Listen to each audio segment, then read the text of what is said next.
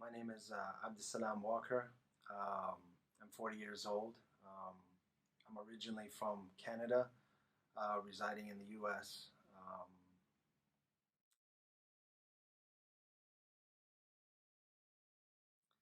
So growing up, I came from a family that was Christian by just beliefs, but not really practice. Um, we didn't we didn't go to church unless it was for weddings or funerals, but um, basically just growing up with Christian beliefs. And my family background wasn't the most stable situation. Um, I was raised by my mother, single mother. My father was somewhat in and out of my life. So I basically just lived with her, and we moved around from different provinces in Canada, and pretty much just grew up like any other teen in the West. When I got into my teens, just kind of followed the trends that everybody followed. Um, I mean, other than school, it consisted of um, partying, getting together with friends, um, using some substances, drinking, trying to hook up with girls. Everything that usually in the West, what young men are trying to do, and I guess young women. But the only thing was for me is that I never really felt fulfilled, even though I was doing these things. I mean, they appealed to a lower desire, but I just remember feeling a sense of emptiness and not really understanding if this was really what life was about. I felt like there was something more out there, but I didn't know what it was. Um, so basically, in my teenage years, I um, I was very conscious, socially conscious, and believed in human rights and getting along, and so I was looking for some type of social justice, social reform that kind of brought us together. Um, so I started studying different things, um, different ideologies, different religions. I figured that if I learn more about other people, at least that will educate me about the human race. And so I started to study different religions, different political ideologies, and all of them, some of them made sense, some of them had good points to them, but nothing really sunk in or felt like this is it, this is the way. Um, I started to, by this point in my life, I really wasn't religious anymore. I'd stopped being a Christian maybe when I was about 14 because it just didn't make sense to me. Um, and that was the problem that I consistently found with religions and political ideologies, that they didn't really make sense. And so in my search or in my studies, I learned about Islam, and I lived in a city where at that time there was maybe about 100,000 people. I was in the mountain small city in British Columbia, Canada. There was no masjid, there was no mosque, there was no Muslims there. This was just something that, alhamdulillah, I got inspired. And so when I started to learn about Islam, it made a lot of sense to me. It made so much sense to the point that it was like a person, the only way I can describe it is like a person who had amnesia, forgot who they were, and then they were starting to remember who they were. And this was my experience in coming into Islam. And even though there was a lot of things that were unfamiliar to me and lifestyle applications that were very foreign to the way of life that I was raised upon, because I grew up in a very liberal household, um, it just overwhelmingly resonated with me as being a true way of life, not just for me, but for all human beings.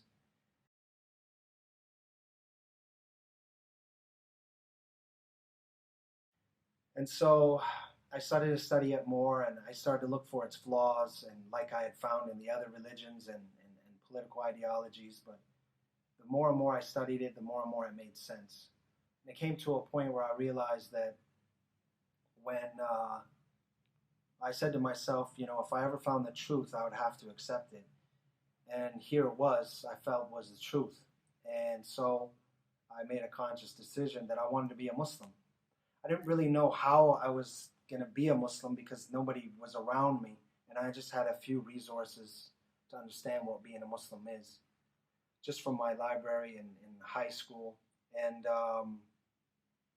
so eventually I planned a trip and I went to a city called Vancouver, where there's a large Muslim population.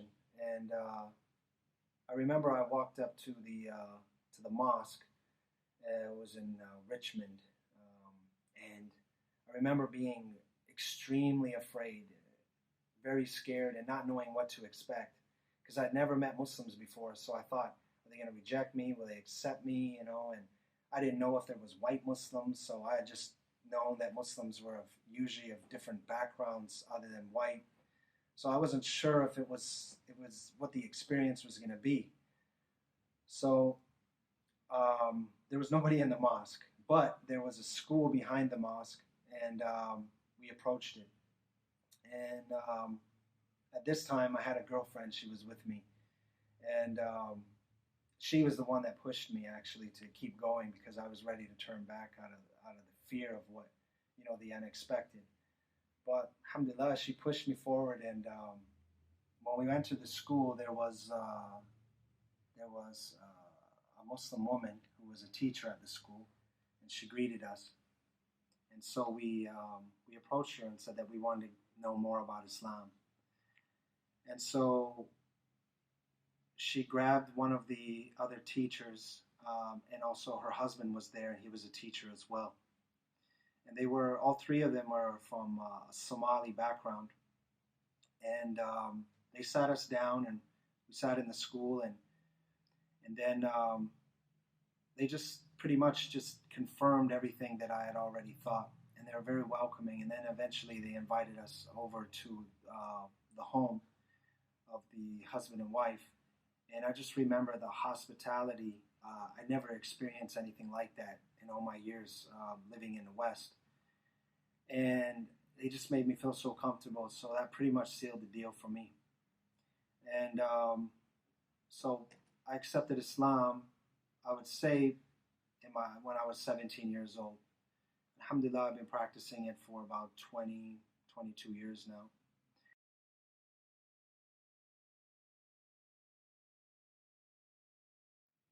The life that I lived prior was it was just a life of doing what your desires were.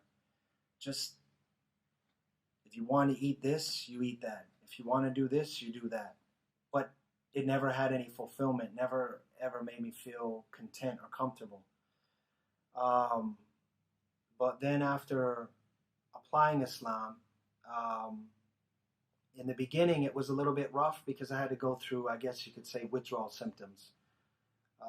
Because I guess you could say, addicted to a lifestyle that wasn't accommodating to a righteous or a Islamic lifestyle. But the thing that I knew is that I didn't want to be about just talking. I wanted to apply what I learned and not just believe it, but also apply it. So I knew the best way that I could do that was by accompanying myself with Muslims who were practicing, people that I felt were better than me, more knowledgeable than me.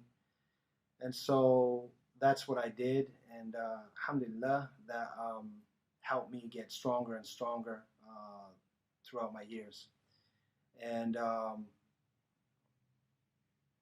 now that I'm living a life as a Muslim, I'd say that everything that I do has purpose and meaning, unlike before when I just felt that void and emptiness. So now that